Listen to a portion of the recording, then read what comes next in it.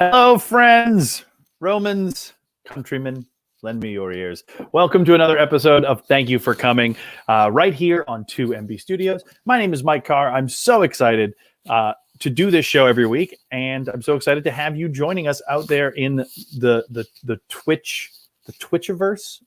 I know they call it the Twitterverse. I'm going to call it the Twitchiverse. I don't know what it is, but anyway, you're out there, and we're so glad you're here. I can see we've got some people already saying hi in the chat. That's great. Keep that chat active. Talk to us. Let us know what's going on in your world. I hope that everyone out there stayed dry in the Boston area. It was very rainy today, and I hope that you had all sorts of candy because Halloween was last night. And I hope that you socially distanced, trick-or-treated, or bought candy and just kept it for yourself, because that's what I ended up doing at my house. We bought candy, we put it out ready for some social distance fun, and nary a single child was out in our neighborhood. So I have 4 bags of candy just sitting on my counter.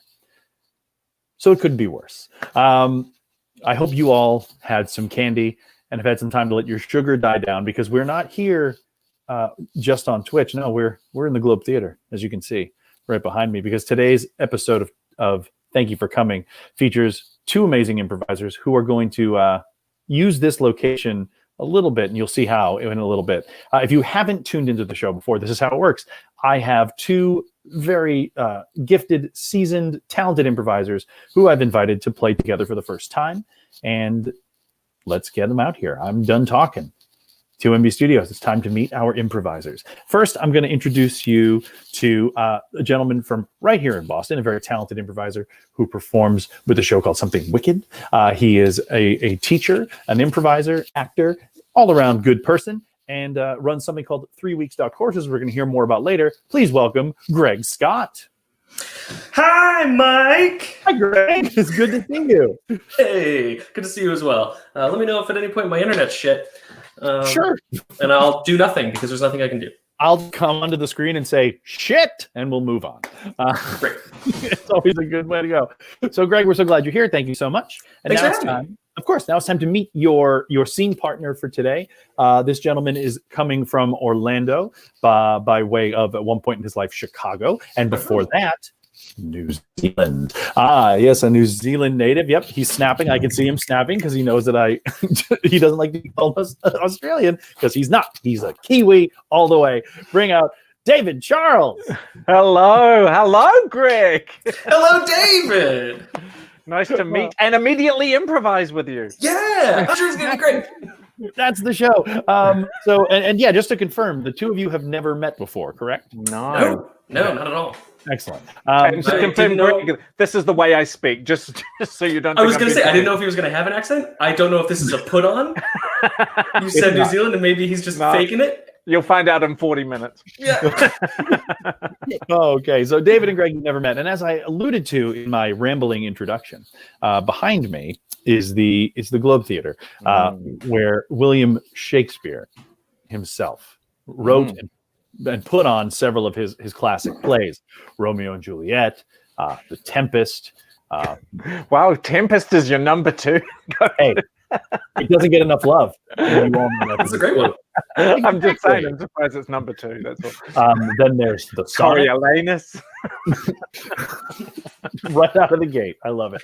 So I've asked David and Greg to take the very daunting task of not only improvising together for the first time after first meeting like this during a pandemic, but I've asked them to do it in the style of William Shakespeare. And they both said, okay. Why not? Mike, something I want to stress for you and the audience is, I can't speak for David, but in quarantine, I haven't exactly been doing a lot of performing. So you're like, hey, why don't you come for the first time you've improvised in like 5 months? Why don't you do it in Shakespearean? So thanks. As Rachel North, yes, let's make this as hard as possible. All right, I have nothing but faith in the both of you, and I know you have faith in yourselves. I know this. Looking forward to disappointing you, Mike. Yeah, indeed. And you, David. You're already crushing it. All right, so out in the chat, we need a location. Any location will do. So please throw a location into the chat, and then David and Greg will magically transport us there, and it's going to be fantastic. And just so you know, the audience has got your back. They're here for you guys. Nice. Hey, thanks, great. Joe. And immediately I'm taking bottom of a well because nothing says Shakespeare like the bottom of a well. Oh no. All right, so we're going to pop you off screen. So we're going to take you to the bottom of a well. Thank you for coming.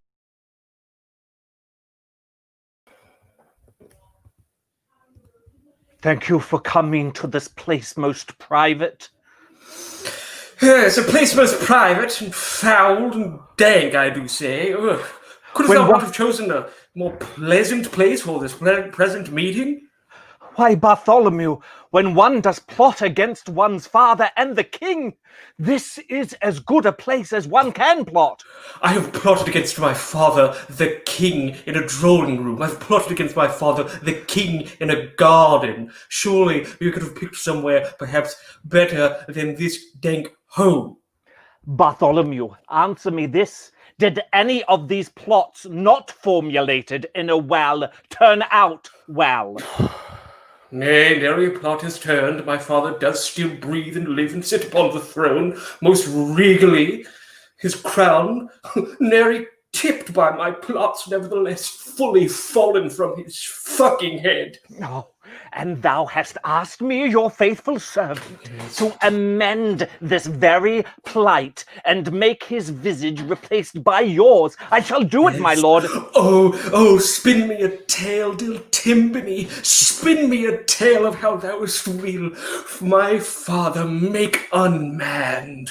Oh, I will spin you a tale like the locks of uncutted head upon my hair. I mean my hair upon my head. For this Oh, thy well, locks are so uncutters. They're so terribly uncutters. for this well, I do think, Bartholomew, not only our meeting place, but the place where we shall relieve you of this king who is unfit. This very well. Aye. Oh, well, that is well indeed. I shall have thee be the baby in the well to cry and muse. Your father, we know, does walk upon this hill every evening at this time. Aye, and he does for me have great love and affection. Were he to hear my mewling tunes from the bottom of a well, oh, dear father, please, I am most injured, my ankle twisted twain. Oh, surely he would come, and then. And then, well, thou didst bring the rope, the one thing I instructed you to bring. Aye? Very well, I have brought the finest rope. 'Tis a lavender silken rope. Oh, and thou didst tie one section of this rope to the top of the well before descending, as I explicitly did instruct. Thou didst say, bring unto you the finest rope you have. Bring and come into the well, and have it tied as you do. I had this fine piece of silken rope tied here round my neck, most flattering and fine, do you not agree? Even here, in the modest light of this here well, I do but surely look fine, and not nearly a fright as you with this uncut locks. Aye, it is tied, and I fare not tight enough. For if thou dost not tie one end of the rope, it is not a rope, but a curse. I am cursed to spend all eternity with you in this well. This be not a curse, this be a shawl. I a curse, a shawl, and it does look nice upon your shoulders. When Thank your you. skeleton is found thus many years hence, they shall remark upon the beauty of thy deathly rope. Of what do you speak, dear Timpany? Why would my skeleton be found in a place as this? Why, we are in a well with no Aye. ladder nor rope Aye. now to ascend thus. Do you think this will turn out in any way other than our death? And now I am accursed to spend the last of my life with you. Thou dost say we are trapped upon this well? Oh, Father, I am trapped in a well. I am most trapped. Please come and help us me. He will not hear thee, I fear. For the well, it is so high, the moon's rays barely make it to this water that now doth rise around our feet. Timpany, thy plan was for me in this well to be, and to shout to my father, and he would come, yes? And yet it is that now, stranded in this very well, I do call to him, and you say, my voice he shall not hear. And so, one must quandary, one must wonder, what was thy plan? Oh, my Lord Bartholomew, I have a confession that I must make. Oh, surely thou should. As these waters do rise, indeed, so does the truth to your very treacherous lips. Why, your father, he was known to visit a maid in this village, and I am the fruit of that union, your bastard brother. And the only way that I should ascend to the throne was to persuade you to come to this well so that I might climb the rope and then throw the other end to you. There, I have said it all. Timpany. Poor wretched bastard of a king. And now that we know that we are brothers, we shall be united in one common flood. And yet the water, it does rise further, I fear, and yet no like solution will appear. Timpany, I have yet to know the love of a kin, my life lonely. Oh, for all my sorrows, I do try and keep abate with such finery as things as this. But friend, here, round your neck, let me place it. Oh, I have never felt a fabric with more finery. I never thought that it would be mine, you see. You And show now, me kindness, and I sweet brother, will. sweet brother, another kindness shall I show thee. Upon my shoulders thou shalt climb. Take to them, ascend this well. That finery round your neck, only a gift would it be. None would think to take it from beneath my other frocking shawls. You shall go to the king and say what has transpired here, that his only known son did hate him so that he wished him dead, and that the bastard that he left to live and to rot wished his brother's demise. I shall give you that gift, my rotting corpse inside this well. I will not refuse your dying words. Now, allow me to stand upright. Push, I say, it in further to the light.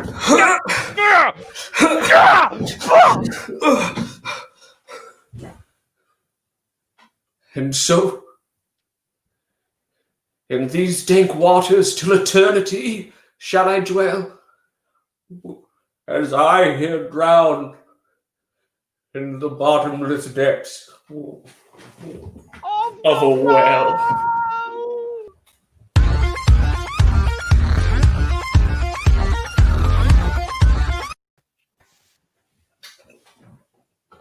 How else could it have ended? How else? Oh my God.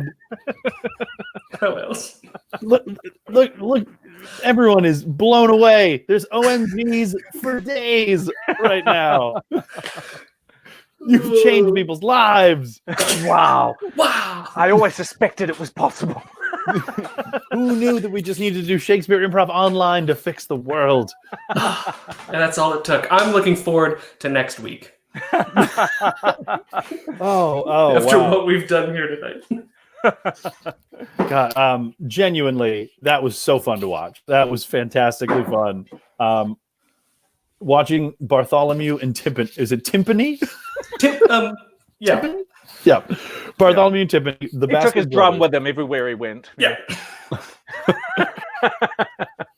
People are demanding more. They're demanding it not next week, tomorrow. They demand it. That's all we wrote. That's all we had. That was all we had planned. All right. They've That's been the requested. wrong You should do festivals once festivals are a thing again. Thanks, Simon. Thank you. Genuinely though, like so much fun. There was a comment early on about listening. That like the two of you just listen to each other so well and just were picking up on so many things. I'm trying to find the comment exactly because I want to share it. But yeah, just like how your wordplay and picking up on things that each other were saying and using it to build this story was so incredible. So, well, we can talk about the scene, but like let's start with this was both of you have said this was your first time kind of doing improv in a while. So now that you're on the other side of it, the weight is off the shoulders. How are you feeling? Yeah, how you feeling?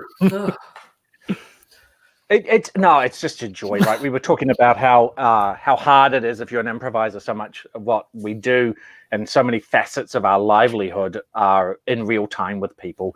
So I've certainly missed it. It was a real joy to play with you, Greg. And one of the things I find very hard in Zoom is that lag of listening. So I'm grateful that people are complimenting that facet, because I think that's one of the hardest things in Zoom.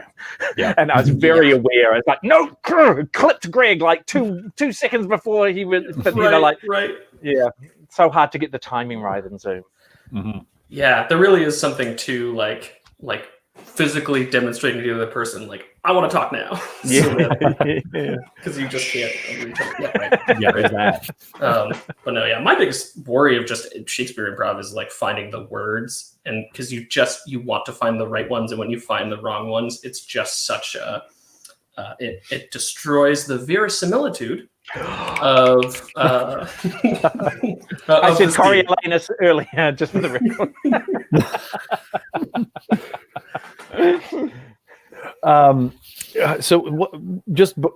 We'll talk a little bit more about the scene, but I'm curious to know about, for both of you, like what drew, like you both improvise in Shakespeare shows. David, you had Lost Comedies. Comedies. And Greg, you're a part of Something Wicked. So what drew you both to not just improv in general, but like when you were improvising to go, oh, I want to make it harder. Improv's already challenging, but like to do, and we talked about making this as hard as possible, but then to do it not only in the style of William Shakespeare, but to actually genuinely pay homage and respect to that language, which you both, I think, do very well in both of the groups that you've worked with. What drew you guys to that? Whichever one of you. Great. Okay, so two things. One, certainly the making it harder bit, and which, if people are like familiar with me as a performer, aware like that's also like that's like my bread and butter, is like constantly chasing, to me, that like sense of adrenaline and fear you got like when you first improvise, right? And like that goes away. It's really comfortable. I'm really in a comfortable place when I'm on stage. And so how can I do something that continues to feel scary, continues to feel like I'm pushing and actually taking risks? And if there's not risk, if there's not the risk that I can fail, then what you're watching, to me, isn't actually like true improv, or the art of what I consider to be improv, which is the high wire act is this could go wrong and we're going to keep it track no matter what happens. So I need to have a fear of something going bad. And then Shakespeare, actually, another weird thing about me, I'll typically take on improv projects for stuff I don't like or don't understand. So I don't like the Herald. I did the Herald for 2 years at Improv Boston, specifically so I could figure out what I don't like about it and be able to articulate that. For Shakespeare, I have no appreciation for or particular enjoyment of Shakespeare. And so I wanted to join on this project to learn more about it and deconstruct it and figure it out, and either figure out what I don't like about it or figure out how to gain an appreciation of it by like doing it. Very cool. And to put you at ease, Greg, there are people that have been doing the Herald for like 25, 30 years who still don't know what it is. So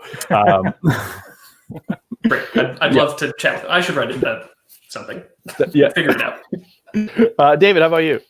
A lot of what Greg was saying resonates. Like I too have that feeling of, if I know I can do a project, if I know I will quote unquote easily succeed. I don't know how much that really exists in improv, but if it feels too simple, I'm much less inclined to pursue it.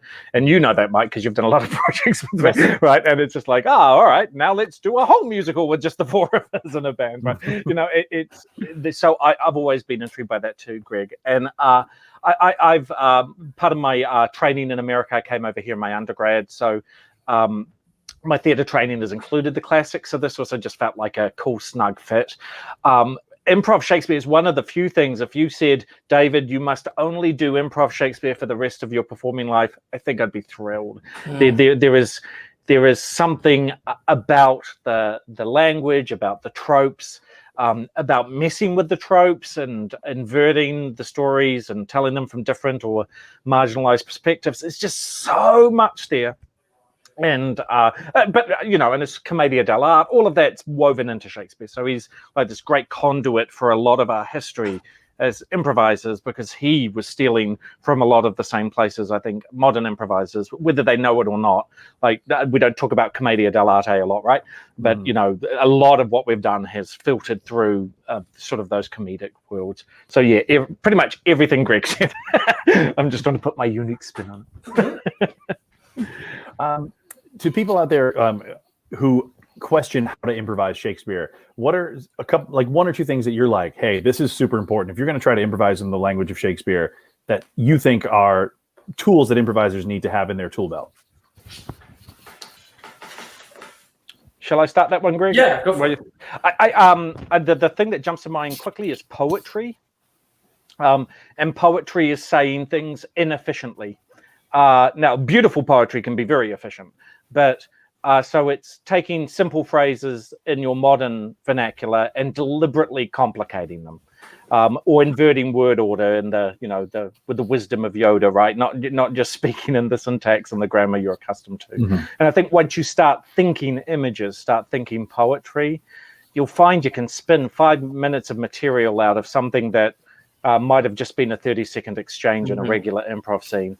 And yeah, Greg's an exceptional listener and repeater, and I think that's a really good device as well, of just finding those things to hook on, because the style of Shakespeare is much more conducive to a high level of repetition than perhaps you'd enjoy in a regular show as well. So I think poetry and repetition would be the two for me that jump to mind.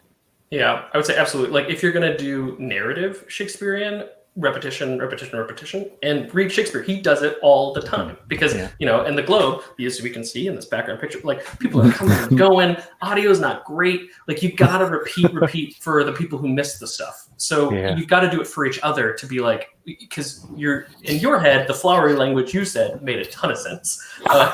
And to your scene partner, they are trying to decode while also trying to like work on their own flowery language. So just like checking in about what's happening. And then two other things. One would be like practicing in, trying to practice in meter with like iambic, and then forgetting that when you're on stage. But practice it. If you try and do it on stage, all you'll think about is that and not what you're doing. And then along with the lines of the poetry, something that we do and something Wicked is great is playing with metaphor. And so doing like, you are this, and then extolling how they are that thing. Or doing like, am I this or am I this? And those are good. And usually it's like metaphor and like real thing. Like, am I, so you could do like, am I coward or am I brave? Or like I did in something Wicked show, be I a man or be I a tube? And what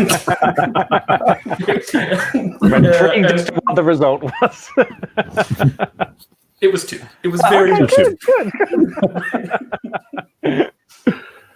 Very cool. We get a question from the chat. Rachel R.J. Andelman wants to know, how do you balance word choice with emotional heightening? It's an interesting question.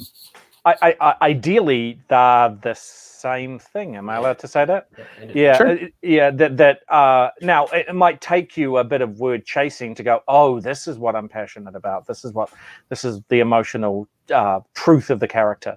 But I think, although I said to emphasize poetry, I think that's both the gift and the trap of Shakespeare, right? Because if we get lost in the words and forget, no, it's actually about my relationship with Greg's character, first and foremost, especially in a two-person scene. So everything must be filtered through that, and we can wax and wane poetic all we want, but if there's not something dynamic happening between the two of us. So I would say make sure you're not doing fancy words in lieu of the other good improv. Cool. Yep. We're the same person, Greg. What are your favorite archetypes to play and play against? Ooh, that's kind of fun. If you can't tell from that scene, I like haughty people, which is fun. I like the like haughty high status guy. I like the just hero. My go-to is like to have like a sword on my hip and like be the suave dude. And then I like just a dummy, but a fool, but not like the main fool, like a secondary fool who just chimes in every once in a while with the thing that he doesn't get. It is great. Again, because we're the same person, I would no. I think because of the circles I move in, like I'm a teacher and instructor and stuff, I tend to be endowed or play high status, but I actually thrive in low status. It's actually a treat, Greg, to play your underling. And I love sort of like the Sir Andrew Agu cheeks, if you know him from Twelfth Night. I think that'd be called fops, but without a judgment of someone's feminine ways or how they present themselves. I just love characters who are inwardly a contradiction. So he's meant to be a lord and mighty, but he's absolutely cowardly and an absolute chicken as soon as a duel possibly arises. So yeah, I like those status games that Johnstone writes so much about, and because they're all over Shakespeare. Every scene's a status game practically. Oh yeah. That's just like the most fun thing to do is seed status. That is just the best when you can just hand it over, like we saw in the scene that we did. You guys did that several times. Right. I was like, oh, I've got I'm gonna die. No, because I was like, okay, now I'm enjoying the scene, and part of me wants to prolong it, but my character would be like, all right. Yeah. I mean, it was the perfect ending. Yeah. It was the perfect ending. And it actually, something happened in that moment that dovetails to another question that we had. You both did this great, you played the physicality of it. Like you got up, like Greg, we watched your midsection for quite some time. And, David, you climbed out He of has frame. the bit of midsection. That's not what we're talking about. But hey, I mean, COVID, baby. and a COVID baby. But like you both played the physicality. Brett asks, are there aspects of physicality that are the most fun or effective to play with in Shakespearean improv, online or virtually? I feel like your physicality of climbing out a well was beautiful, and it added so much physical energy to the scene. But I think that's a great question. Talking about physicality and how you play Shakespeare. So many people focus on the words. What about our bodies? Like, I think it's a great question. So I don't know if the sort of the givens of your show, Greg, but in one that I've sort of been playing with for a few decades, we use a live Foley artist, and that cool. That opens up a world of physicality because they're clinking swords, and so now we're sword fighting in mime, but you get a sound effect for each sound. Or we've talked about doing it. I'm so jealous. Yeah, or you're urinating and someone's pouring water into a bucket. Because sure you could do it with like SAC, my home venue. They've got a great technical setup, and sure you could do it with can sound, but there's something extra pleasurable for the audience to watch. So I like those sort of actions because so much of the action in Shakespeare is in the language, right? He put all his stage directions into the language. So you've got to be mindful not to just sit and chat. You've got to always be pushing each other to the action in the game. So what's cool about a Shakespeare show is the conceit for the audience is that we are doing a play. It is not that we are actually like in a castle. We are performers in a castle. And so like something we even sometimes play with is like the mechanicals as like part of the show. And to me, what that gives you is when you're in a play, that means you have a costume on. And so my favorite physicality is, and because the audience is expecting costume, right? Like that's where their brain goes because that's what they associate with theater. So adopting physicality based on imagining the kind of excessive costuming or clothing that you have, to me is really helpful. It puts you in the character. Again, to Johnstone, like it's almost like a mask that you're putting on every time of like imagining, and it'll get you back in the voice and the physicality of the character again as soon as you like picture the big pink dress that you're in, or like the assassin's cloak, and it reminds you you've got the cloak, and then you take it off, and then at the end of the scene when you put it back on and go, and the audience like, oh, they remembered. It's like no, like it's on me, like I know where this thing is, and that'll really really get you in your body, and heighten for the audience the conceit that this is a play that we're doing. It's an improvised play. We're actors on a stage. Very cool. This is already an extremely academic show because sorry. No, that's great because we're having. That's not what you wanted. I don't know what these questions are about, Mike. No, that's exactly what I wanted. You asked the question. The chat is thrilling. They're loving what you're giving them. So we'll dovetail into that part of it. So academia is a part of your lives. Greg, let's start with you. You are one of the founders of 3weeks.courses. Yeah. So can you talk a little bit about that? I know you've talked about it a lot in the past, but David is a new audience member and some other people. Yeah. Let's hear more about it. I don't know if somehow you're watching a show on 2MB and haven't heard about it. We're good friends, 2MB in 3 weeks. But yeah, no, it's a thing. Improviser and director Danny Bellel and I started, where you can come and take courses that are just 3 weeks long. And right now they're taught entirely by improvisers, but they're teaching everything that isn't improv. We have like one comedy class, and that's it. And the idea is, can we bring the tenets of positivity and yes and like animation, like animatedness and like liveliness of improv instruction to all of these other subjects that you would ordinarily take. We keep it 3 weeks, so it's really like bite-sized. You can come in, feel like you accomplished something, you did something, and feel good about it. We know that you can set 3 days once a week for 3 weeks apart to come in and take this class. And they're all live and interactive. So that's for us kind of what we wanted to bring to the world of online learning, especially you look at like a Coursera or a Skillshare or LinkedIn Learning. I don't know if you've done any of these. It's really expensive YouTube videos and like forums that no one's in. It's a terrible way to learn. So instead, let's have like fun and energy and a sense of community and something. So yeah, that's what we did. 3 weeks courses was. You didn't warn me, Mike, that the pre-show was a whole bunch of bread for a gluten-free improviser. That was a little cruel. I feel like Sorry, David. I do just need like 2 minutes of bread and pretzels. I should have warned you. That's on me. That's really on me. Actually, no, that's on Matt. Matt, backstage. Come on, man. Come on. Let's think about that. Do your research on your guests. Come on. No, now that one goes back to me. That one's my fault. Oh, okay. All right, Mike. Yeah, Matt's doing great work. We love you, Matt. We love you. We're in your hands. David, you have a long history with academia, but right now specifically, your project that you're doing, the improvdoctor.com. It's not necessarily a class, but you're giving like beautiful lectures in the written word about your experience with improv. Well, they are. They're nothing is more attractive than the word lecture. I think. No, but it's. But I mean it in the most respectful way because. No, I appreciate it, Mike. Can you talk a little bit about Improv Doctor? Yeah. So I'm a college prof, so I'm on sabbatical this year, and I had interesting projects ruminating and lined up, and then guess what happened? We all know the end of that story, and so I've got time, and I have a weird relationship with writing. I think there are a lot of improvisers who are very good writers. I think we've got a lot of our people are in the sitcom writing rooms and part of writing benches. It's not something that always gives me joy, but it's like, okay, if I can't be actively improvising, this is a time for me to go, all right, what can I share? What do I have? I love teaching. Yes, thank you. Yeah. That cover photo is my Shakespeare show too, Greg. Just yeah. We got to do it in costumes galore, which was an incredible treat. So that's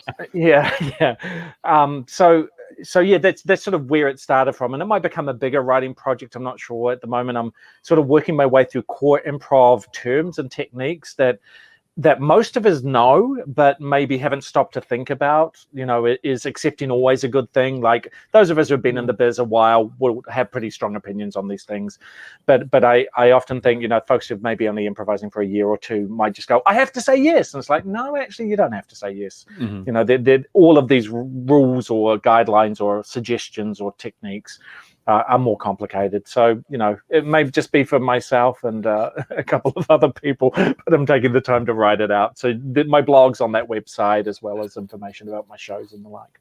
Yeah, cool. Thanks for the pitch, Mike. Of course, Cheers. It's really great, and it's great because it gets discussion and energy going. Like whenever I read over it, I'm like, oh yeah. This is stuff we've talked about numerous times. Yeah. Like and just that's another aspect. Every show we've had so far, we all talk about how we miss the aspect of sitting at the bar and talking shop. Like that's a big part of this that we miss. So even just a snippet that we get to do now is really fun. So yeah, great. So speaking of a snippet, we're going to do a scene together, the three of us. Right. So we're going to need to get a suggestion from the audience. Another location, please. This one, because it's all been Shakespeare so far, I'd be happy to continue that trend Oh, and you're improvise a some lov- yeah, Shakespeare with both yeah. of you. Because You've got lovely Shakespeare, Mike. That'd be a not pleasure. like the two of you though. I'm No, I would disagree, but yeah. okay. We're going to a dude ranch.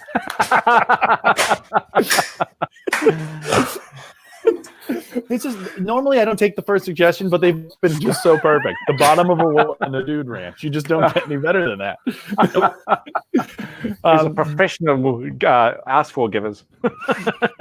It's great. We don't have to say thank you for coming when we start this one. We just got to dive right in. All right, so we're going to take you to a Shakespearean dude ranch.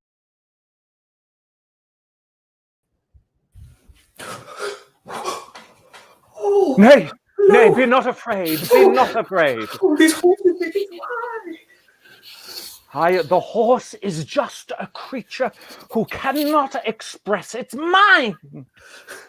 This does not alleviate my feelings. Are you to say that in its mind are trapped thoughts which it cannot communicate, and surely would communicate through violence and stomping of hooves?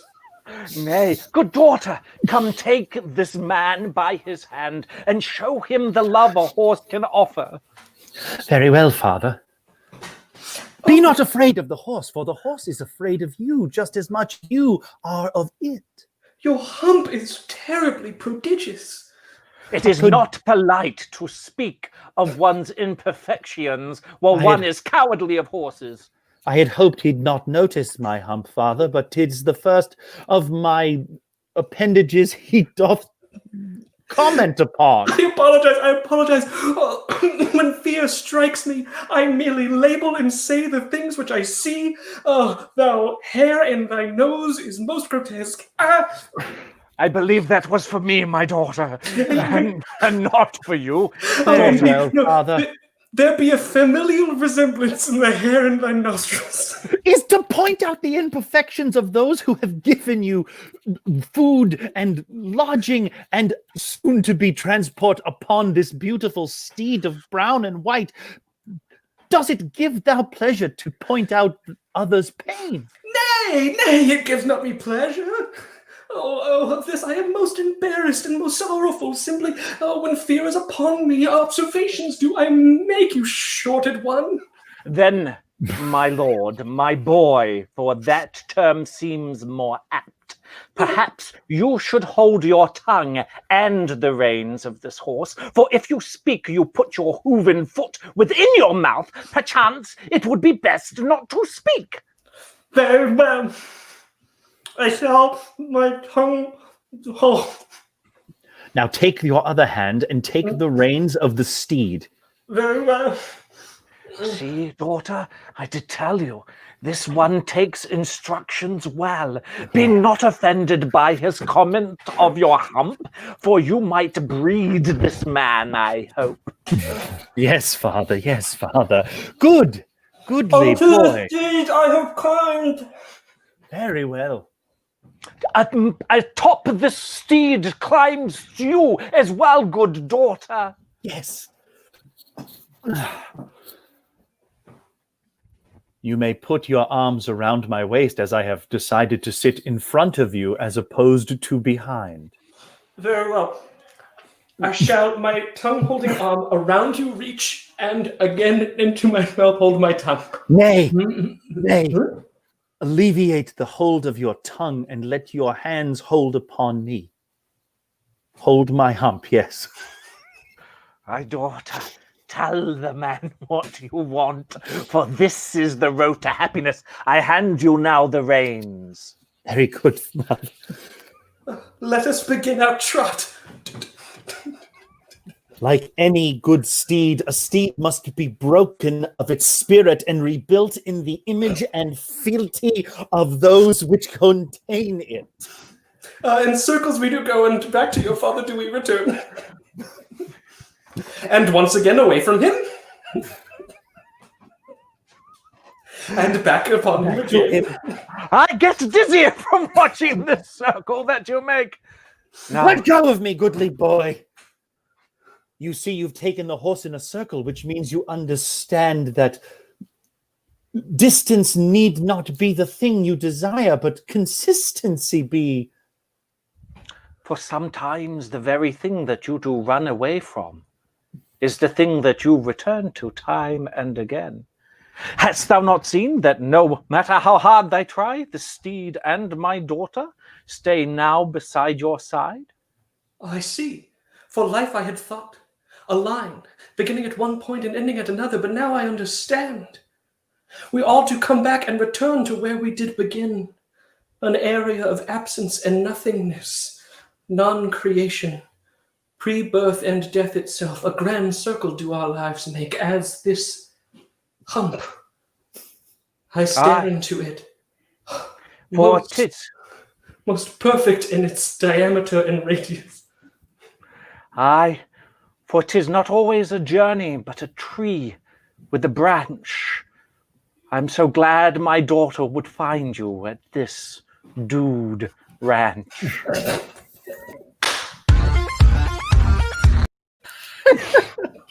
Oh, I forgot of your penchant for rhyming. Give it to me, give it to me, give it to me. Oh, that was delightfully silly. And I had to make you the daughter. I'm sorry, Mike. I'm fine with it. Of course. Absolutely. The humped daughter with a hump on her back. David, Greg, thank you both so much for being a part of the show tonight. I look forward to this every week, and then as on Sundays when I get closer to it, I'm like, oh, I have this tonight. This is going to be so exciting. You both crushed it. Any parting words for the audience about anything? Oh, gods. If you're not having fun, why are you doing it? Yeah. I like, not to be try to be deep and perhaps fail. I hope we all appreciate what has been made impossible through these months when we return to possibility. And I think so much of improv is just sharing breath and being in space with people who are different than you but share a passion, right? And that's been such a joy tonight to remember that specific part of what we do. And I can't wait. Hope to see you both at festivals in the future. Definitely. Absolutely. Thanks for having us, Mike. This was a Yeah. This has been delightful. And thank you behind the scenes. Thank you. Thank Thank you, Matt. Yeah, thanks to Matt, one of the founders of 2MB Studios, who played last week with Chelsea Highland, David. So it was a lot of fun. So before we let you guys go, just want to let the audience know who's watching now. 2MB Studios, like, share, and subscribe. They have shows 7 days a week, including tomorrow morning at 9:30. Hello World, where our host, our backstage guy Matt, is actually the host of a wonderful morning show. So definitely check that out. There's improv comedy. There's game shows. Check it out. So much great content on 2MB Studios. As I like to do every week, next we return on the 8th of November with our first guest from right here in Boston. Jake Ediger is going to be on the show. He's an improviser who very funny. Jake's great. It's the Tall and Short Show, because our next week's guest, his partner, is Casey Beeler from the Hideout Theater down in Austin, Texas. I love Casey. So it's going to be such a fun combination to watch the two of them improvise together. That's next Sunday. This Sunday has been David and Greg. Everybody, thank you for coming. Thank you.